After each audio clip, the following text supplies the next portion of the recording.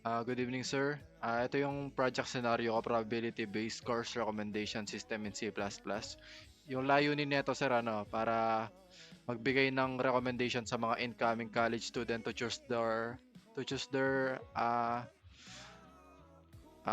courses. Tapos,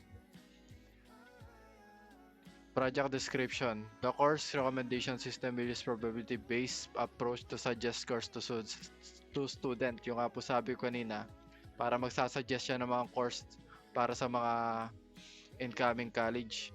Tapos yung system requirements naman, magagather siya ng mga detalye sa mas gagather siya ng mga basic details para malaman na system yung mga kalakasan nila para magamit nila para sa pagpili ng course.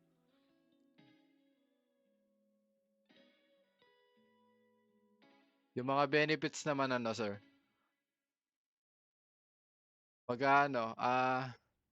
System create suggestion. Makakatulong yun sa nila pagpili na nila ng course nila para mapadali yung buhay nila. Tapos ito yung code, sir. Yan. Papakita ko naman, sir, paano gumagana. Ito yung mga variables na ginamit ko: stream, string, vector, std exception. The structure, student course, menu, enter choice, tapos ito naman yung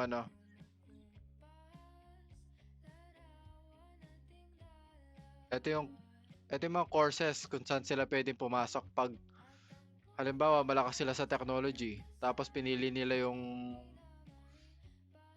strength nila analytical thinking, weaknesses nila communication. Pwede siya sa BSIT, pasok siya dito.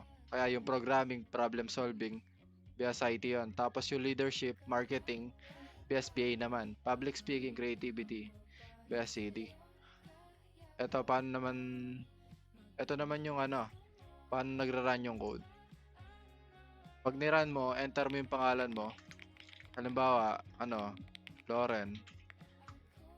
Lilitaw yung mga interest, tapos pipili ka lang dito kung ano yung mga interest mo. Pwedeng technology, business. Halimbawa, pinili ko technology. Tapos mamili ako ng isa pang interest ko, programming. Tapos yung strength ko naman, analytical thinking.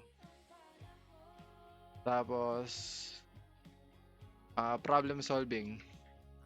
Yung mga weaknesses ko, math. Tapos, communication. Nililitaw nun BSIT. Ito yung sinasuggest yung course para sa akin kasi nalaman niya na yung interest ko, strength ko, tapos yung mga weaknesses ko. Kaya nirecommend niya yung BSIT para sa akin.